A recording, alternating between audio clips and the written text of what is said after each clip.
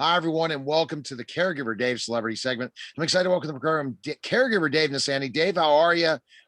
We're just keep rolling in April. It's April Fool's Day, and I can't believe it, April 1st. And we're still living in a pandemic world, Dave. Both you and Victoria are in LA. I'm in Pittsburgh, and we're all shut down compared to other places in the country that are open up. Like I talked to my friends in Tampa, it seems like it's a normal thing.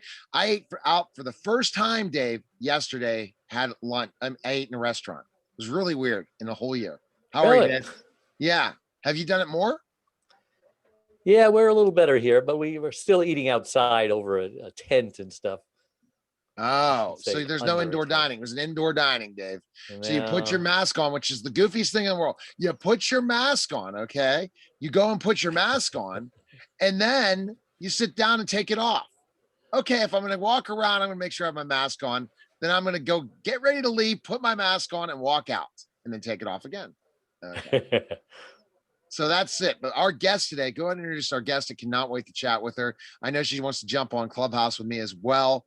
Introduce our guest, Dave. you in Clubhouse, you're doing great with that thing. Yeah, So but we, now Fireside too, which I can't mention. I've been asked to be a creator on Fireside for Mark Cuban's program, Alice's wow, creator. So I'm impressed. I'm in a training next week with that. So I'm looking forward to that too. So I'm not going to put all my eggs in a Clubhouse basket. That's not the way to do it. And Twitter Spaces, I'm waiting for an invite. To Victoria, and we'll have to ask Victoria if she has one. But go ahead, Dave, and introduce our guest. Well, we've got the beautiful Victoria Gordon, and as you can see, she's very beautiful. And she inherited her lifestyle from show business family. And right now she's doing a new anthology called Pilot Season. And welcome to the show, Victoria. Thank you. Thank you so much for having me. It's so good to be here. Now, Victoria, I Likewise. was reading in your bio, 2 years old, you started to act and do stuff. Is that That's correct? a bit of an 2 years old? exaggeration. So when I was two, my parents were always very strict about not letting me act. It wasn't until I was a teenager that they let me actually do anything professional. But when I was two, my great uncle was a symphony conductor, and he would have an annual big concert gala here in LA where he would do what was called the Battle of Batons. And celebrities would come and they'd conduct the orchestra, and the audience would pick their favorite to win the golden baton. And somebody had to bring the golden baton out on stage. So when I was like two, my mom said, you know what? She's old enough. She can walk in a straight line. She's going to do it. So she hands me like a stick, essentially a baton, painted gold with a bow on it, and pushes me out. And I'm two, and I'm just being pushed out in front of a crowd. And I don't know what to do. So I just kind of, make a cute little expression and wave, and the audience is laughing. And my great uncle, who was not one to be upstaged, he was the star of every show. Even he had to stop and laugh at this sight of his little great niece toddling out on stage to hand him the baton. So I knew from that moment, without even knowing it, because I don't remember it, that I was going to be a performer. But why did it take so long? Well, I mean, it didn't really when you start to think about it. I started playing violin at 4. I began singing when I was about 10. So I was always acting. I would do school plays and I would do drama camp. And my parents' whole thing was, but you can't act until you're 18, because they had seen enough from the other side. And they were like, we don't want you in that life. So I thought that was just what was going to happen. And the day I turned 18, I was going to go out and become a star. But then when I was 14, my dad took me. He was like guest teaching an acting class for a friend of his. And he took me, and the coach who was there said, okay, look, if you're going to be here, you got to act. Right. So I was like, okay, I'll act. So he gives me a newspaper clipping, and I have to improvise a character based on the newspaper clipping. And it was like a dog whisperer or something, like this woman from Boston. And I did this whole routine where I was this dog whisperer woman from Boston. And it was so funny that when it was over, the acting coach said to my dad, why is she not out there making money and like doing this? And my dad said, well, obviously you know why. And he said, no, I don't. I have no good reason why your kid is not out there. And that's when I got my first agent and started working. Wow. But violin and everything, Dave. Wow. She's impressive, isn't she? Dave, you're on mute. April Fool. I'm not being April Fools. You're on mute, man. Let's see. So you went to Beverly Hills High School, right? Oh, yes, I did.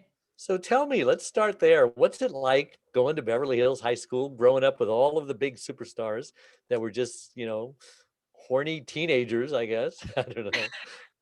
Well, I'm a second generation Beverly High alum. My mom also went to Beverly. Wow. And I think the thing that is really important to note about Beverly Hills, and especially about the high school, is that it's not all swimming pools and movie stars and And glamour. there's two, right? There's two different high schools in Beverly Hills, right? Yeah, there's just the one. The one on 90210 was made up. Okay, I knew that because I Yeah. ended up, yeah.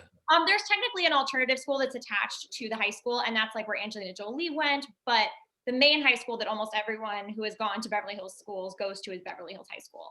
And the thing that's so important is that there is a very strong culture of, I don't want to say poverty, that's the wrong term, but not everyone who is in Beverly Hills has a ton of money and a huge house. We have a huge percentage of our residents who are renters, and I think like 12% of people living below the poverty line. We have one of the most disparate economies of any city in the country because we have the extremely wealthy and then the extremely poor. And it's very hard for them to get services because they live in Beverly Hills. So it's an interesting place to grow up for sure, but there is also that celebrity component, that element of, you know, this person's dad was on this thing or this person's mom did that thing. When my mom went there, especially, I mean, she was close with Carrie Fisher, and there were other celebrity kids who were there at the same time. I'm trying to Wow. think of examples. So, I mean, she had some really cool ones, but regardless, we're in high school. I mean, everyone's just a person. I feel like high schoolers have So so who many. famous did you go to high school with when you went to Logan Beverly Lerman Hills? was actually a year ahead of me, Logan Lerman. And Oh. we have some people who are up and coming that you're going to be hearing about in the coming years. I think some people who really have a lot going for them. And mostly, though, I feel like a lot of the kids I went to school with who are not really kids anymore, I've seen a lot of people going into tech and like fields like that and less into entertainment, which is kind Yeah, of because you interesting. wouldn't think lots of people in Hollywood live in Beverly Hills. They don't. They either live at where they're actors, right? Where do they Well, usually yeah, live? I mean, Beverly Hills is not the most desirable place to live if you're an actor. It's not really close to anything. There's no major freeway nearby. So most actors live either further out, like in Toluca Lake, or some are really artsy. Like I think Billie Eilish is over in Silver. She's not an actor, but she's in Silver Lake or Echo Park. You get people in Brentwood with these big mansions or Santa Monica. There are definitely celebrities in Beverly Hills. Do not get me wrong. I see Jay Leno all the time. Jay Leno drives through with his cars, and it's like the coolest thing to see in the morning. And because he has such a great collection. But it's less about the celebrity culture now and more about the people I find that are moving into Beverly Hills are like in tech or in finance, less of the like Okay. types. Well, I'm curious though, who are some of the poorer people who are living in apartments in Beverly Hills? What is their motivation? I mean, are they just trying to break into the business, or Often obviously? it's the schools. No, often it's to get their kids into Beverly Hills schools because Beverly Hills Oh, schools are stronger than Los Angeles schools. So they move into these apartments. And actually, on the TV show 90210, Andrea Zuckerman lived in her grandmother's apartment so she could go to Beverly or West Beverly. I remember that. Yeah. gotcha. Yes. So she was kind of a classic example of that. But no, there is that. But also, I know some people who just, you know, aren't particularly wealthy, but they found a decent rent and they thought it was a safe area to live. Yeah. And they just figured, well, I might as well live in Beverly Hills. I can live anywhere. So we have both sides of it. And I think that's something that people often forget or don't know. All right. So you go through this process of growing up Beverly Hills, then going on into where did you do? Did you attend college after that? I did. I went to USC. I was a fourth generation. Hey, my alma mater. Okay. Right So how about the whole USC scandal and everything? What did you think of that? That was crazy. I watched it on Netflix and I loved that. That was I'm awesome. sure she already Yeah. knew it was going on. I was mortified. I mean, I went to USC when I started there. We were in the first year of the 2-year suspension for the Heisman scandal. So I was like, okay, I'm just not going to talk about football, which obviously going to USC, you only talk about football. Right. Then long after I graduated, this scandal happens. And my sister and I look at each other because she also went to USC. And we're like, great. Now everyone's going to assume we bought our way in. And in fact, we went on a family vacation not long after this broke. And every time someone said, well, where did you go to school? We were like, USC. But we got in legitimately. We totally got in legitimately. But what did you think of the Netflix thing? That was it was kind of weird. It was kind of funny, even though it was so tragic. Did you watch the I haven't Netflix? watched it yet because my mom and a friend of hers are the two of them, because they both have kids who went to USC, are like obsessed with this scandal. And I think the goal has been to kind of do like a watch party of some sort, either once we're all vaccinated or virtually. So we haven't been able to get it together yet, but I really do want to see it because I'm so curious to know if I went to school with someone who I mean, obviously I did, but I do have a friend, this is not at USC, this is at Penn actually, so kind of more in your neck of the woods, who told me that there was a guy she met at orientation who was like an athlete, but he didn't really seem like an athlete. And like, he seemed kind of like, he didn't really know what his sport was. And she's like, I bet he was part of this. See, Dave, did you watch it on Netflix yet? Okay, Dave, you're bet mute again. Are you there? No, I did not. You did not. Oh, see, what is it called? I forget. You know the name of it, Victoria, right? Operation Varsity Blues. Yes, yes. And you don't know a part of the whole scandal, but I'm a former tutor and SAT tutor as well. So I'm a former teacher. So that's why I really liked it. And it reminded me going into houses. I said, man, I didn't pick the right business because that No, was I've seen unbelievable. I've The seen it on amount of the money the news. guy made before he even did that. But he was a salesman completely and got the families in this college counseling thing. And I didn't know it was such a big business. I don't know why high Yeah. school guidance counselors or college counselors even get into it. They should just do the private thing. It's much more money. I know. I mean, honestly, I was a really good high school. I mean, I was a good college student too, but speaking about getting into college, I was a very good high school student. I had, this dates me a little bit, but I had a 2180 SAT and I got an 800 on the writing section. And I worked really hard. So I worked my tail off and got into USC, which to some people were like, that's all you could do. But no, that was where I wanted to be. That's not easy. No, it's not. I feel like when my cousins, so I'm a fourth generation. So the early ones, that was hard to get in. In the middle there, I think there was this reputation of, you pay to you get the degree. But then by the time my sister and I turned up, it was a serious academic institution. We were there in the post-Sample era, Stephen Sample Right. being president who really stewarded the university. And it was just very much an academic institution and we had to work hard to get in. So it was disappointing to No, realize. it's really difficult to get in USC. That's what I did not know till the documentary. So at least you know that for sure. All right, Dave. Sorry we were going into that. We'll digress with the next question, Dave. So I was reading about. Yeah. Go ahead. I was reading about how you have a lot of great stories. So why don't you tell us a great story about some of the things that you've been through? Okay, let me think of a good one. Okay, I've got one. This is like one of my best stories. So when I was a high school senior, my great uncle's orchestra had a concert. My great uncle had recently passed away. We were doing a big concert, not really as like a last hurrah for his orchestra, but just kind of like, we're moving in a new direction without him. And Carol Channing was coming to sing, and she lived in Northern California. So my uncle was like, we got to arrange a car to go pick up Carol Channing at the airport. I don't have time for this. My mom said, we will pick up Carol Channing. So my mom pulls me out of school early. We get in the car, we drive to LAX, we pick up Carol Channing and her husband, put them in the car, drive them an hour to their hotel. And the whole way they're telling us stories. I mean, these people have incredible stories. It's Carol Channing sitting in the back seat of my car. Exactly. And, I mean, it was insane. And what was so cool was that she was married at the end of her life to a man named Harry. And Carol and Harry had been like middle school, like junior high sweethearts. And they lost touch. They married other people. And then when she was like 80, they reconnected. Wow. And got married. And she said, you never forget your first love. And then we get to their hotel. We've had this long chat about her work in arts education and everything. And we get out, we get her bags in, we get into the lobby of the hotel. She takes one look at me. She says, Victoria, I couldn't tell in the car. You're so beautiful. And I was like, Channing called me beautiful. So that was one of those experiences. I was like, I will never, ever forget having to drive with Carol and Harry. It was so special. And they were just the loveliest people.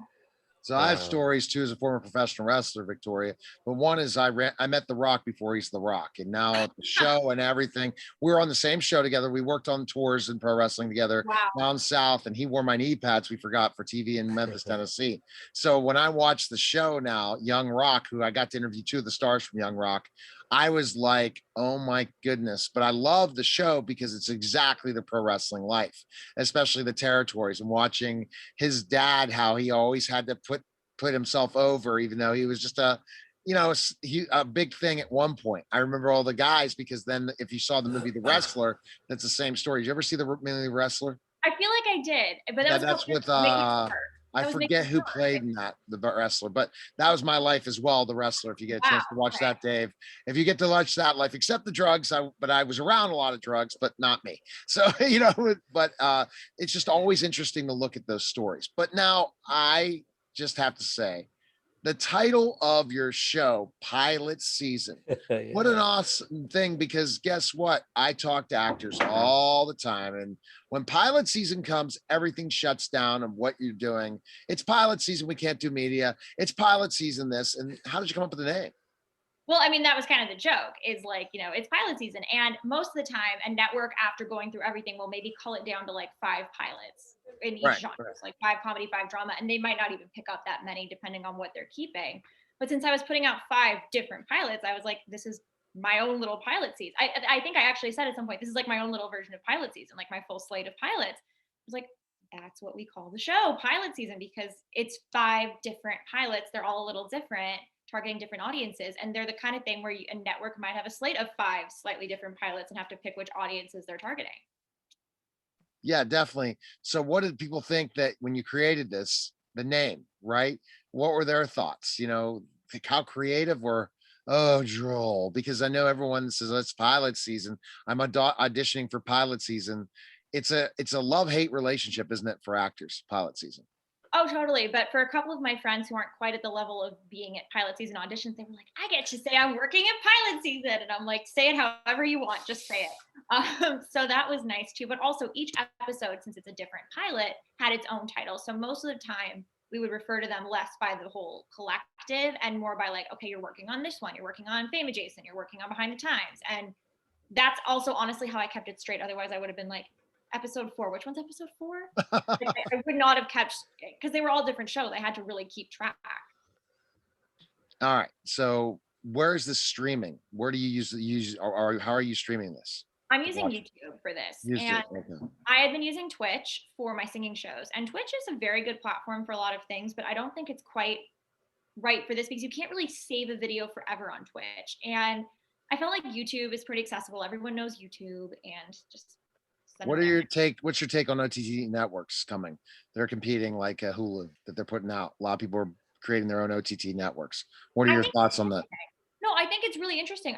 I'm questioning how long how sustainable it is. I feel like I was talking to a friend of mine recently about the number of different content avenues we have to pursue as performers. Right. And it's such a hamster wheel that I'm shocked that there are that many people who feel they have that much content that they can either access or create. And I think the only way this is going to really work is if a lot of people start teaming up. Otherwise, it's just going to die off. Well, that's what we're seeing in Clubhouse now. Basically, creating your own rooms might not Yeah. even be worth its time unless you're a niche because you're not going to grow the audience you want to grow anymore because it's getting so large. And every week is different based on, it being in these phases, but we're seeing different, I guess, growing pains in certain ways. But I understand all these different places. Now we're going to have all these voice apps to go on. We have all this social media. Now we're talking OTT networks where, like, again, I think if you're creating an OTT network and you can make more money off the advertisers than you would if you were per se on YouTube. Remember, because guess how many dollars YouTube's making off those commercials? I A know. lot, a lot It's more. really, But if you yeah. owned your own and you got the same numbers, you're going to be getting a lot more advertising. What percent does YouTube give off of commercials? But those are the things. But I agree with you. It's so hard to say, well, it's like all the different streaming networks now. It's not just Netflix and Hulu. You got Amazon. You have NBC's network. You have Disney's network. It goes on, right? Oh, there's so much. And I was talking to not long ago someone about an incident I was involved in where someone tried to create a network, bought a ton of stuff kind of like with an advance. It wasn't a substantial advance, but like with the promise of a lot of back end. And the person who was doing the sales got scammed by the person who created the network. Wow. It was really disappointing to me. I mean, it wasn't surprising. I wasn't expecting much, but it was really disappointing to see how someone had poured his heart and soul. He's like, look, guys, I got sold. Like they screwed me over. And I'm sorry I got you all trapped in this. I'm like, I barely got trapped. Like Oh, you gave goodness. me nothing. So but I mean it's really tough. And I feel like the only way this is going to really work is if if these networks become part of something bigger. And I feel like you're saying with Clubhouse, it's so true. I wouldn't just start a room now. I'd have to go through an existing large Oh, club. you know me now. You know me, so I'm getting Grant Cardone jumped in my room a couple weeks ago. Oh, is that the one where there was that big fight? No, thank goodness, no. It was I host Club Pod, which is the largest podcasting group club on Clubhouse, and we had about 60 people in, and he jumped in. It was about 440, so it was a pretty interesting group, but it's all changing in so many ways, for sure. Oh, absolutely, absolutely. My mom's on Clubhouse. I mean, it's becoming that kind of network. So Dave's on Clubhouse too, but he's not been in a while. He doesn't understand the money to be made on Clubhouse is I've extremely been amazing. busy doing a lot of commercials. And Okay, stuff. I know you've been busy doing this whole TV deal with the gas stations, Dave, but we're going to Yeah. get to that. What other questions do you have for Victoria about pilot season? Anything else? I have a couple too, but I just wanted to back up briefly about COVID. I mean, we have actors on the show all the time, and COVID either devastates the last year of their life. How did it affect you? well, it's been devastating, but also very promising. I mean, obviously, at first, I keep a line a day journal, and I look back at my entries from last year, and it's like I was panicked. I didn't know what was going on. I me thought too. I mean, we all were. And I remember a couple of cases, we all had this moment pretty early on where someone we know got sick or someone we know died. And it was, I think everyone had a different moment of reckoning where it's like, oh God, this is like a real thing. And for me, that came pretty early on when I know someone whose parents both died within 24 hours of each other. Wow. Oh goodness. It's like, this is real. This is not some made up thing. This is not going anywhere. And then I started to use the time that I had because at first, let's be real, nobody did anything to be creative. And I did some shows online. I wrote a lot and I took advantage of that free time. Now, the flip side is I've been sitting home for like 13 months. I can count the number of social engagements I've had in the last year on one hand, literally. And it's getting to a point now where I'm like, please just open. Although, good news for us in LA, Dave, I read last night on Deadline that LA is likely to hit herd immunity by the end of June. So that could really help. Well, I'm supposed to be in London in June, so I hope London has hit that point as well. Fingers crossed. Okay, so pilot season, you didn't give us the premise. I mean, I guess it's pretty much common sense. It's all about pilot season, right? Is there, what character do you play? No. So it's not like that. So it's 5. Each one it's an anthology. Each one is a separate pilot. So I have 5 different pilots that I've written. Oh. And each one is a different story with different characters and a different setup. And it sets up an Oh. entire series. So the idea being you're watching 5 pilots, like you're a network executive being given a slate of pilots. But Interesting. but they're involved in pilot season still. Are you showing the behind the scenes in each one of the pilot season? No. They're 5 pilots. I mean, so like the first Okay. one was like a multicam pilot, and then we had one that was a dramedy pilot, and like we had a couple of single cams that all had sort of different tones. So I was in 2 of them, and I directed the other 3, and they really have very little to do with actual pilot season except that they're pilots. Gotcha. Yeah. Which is So you're kind of not starring in all of them. no. I'm in 2. I directed 3, and I actually really enjoyed that experience because I'm not directing is the one for me that's always kind of like, I don't know, I don't want to do that. So by not being in them, I gave myself the opportunity to really hone my directing skills, and I'm glad I did. That was a lot of fun. Okay, Dave, go ahead and ask your caregiver question to Victoria. Well, you see behind me, this is my life now. I used to just be mobile Dave, had a mobile gas station. And one day, 25 years ago, when my wife and I were in the empty nest phase of life, we're thinking about traveling. We raised our 3 daughters, got them all out of the house. We even got them all married, each one twice. Wow. And my wife complains about this headache she had. She was only like 52 years old. I was 42. And the headache turned into a stroke. She lost her speech, became paralyzed on one side. And our world turned upside down. And I'm saying, oh my gosh, But like most people do, you try to find the good in the bad, and we grieved for a couple of years. But then, we decided to reinvent ourselves. Now she still can't talk; she can communicate through Pictionary and charades, and she has a power chair. She can't walk, but we've been traveling the world just helping caregivers get around because 30% of them actually die before their loved ones do. And now, lately, with gas prices going up, because I still own a gas station for 42 years. Everyone wants me on TV talking about, well, why are gas prices going up? So, I mean, and now they're making a movie on my life about caregiving and stuff like that. So, I mean, I'm just excited. But my question on this caregiver segment is, has caregiving touched your life? Because I believe you're either going to become a caregiver or you're going to need a caregiver eventually. Everybody. It wasn't on my resume, and I just, boom, instantly was one overnight. Have you thought about it? Have any of your relatives? Oh, wow. No, you're asking a question that's right in my wheelhouse. So Wow. I had 5 grandparents, my 2 grandmothers, 2 gosh. grandfathers, and my great uncle, who was never married, never had kids, and treated us like his grandkids. So they all aged. I mean, one grandfather died kind of young, very suddenly, 82, not like super young, but young compared to the others. Sure. But then the other four all had some form of caregiver. And my great uncle needed full-time care for the last 2.5 years of his life, which was a huge job. My mom had to coordinate every single day to make sure the right caregivers were there. It was a constant struggle to make sure he was getting the care he needed. My paternal grandmother had Alzheimer's and lived in a nursing home.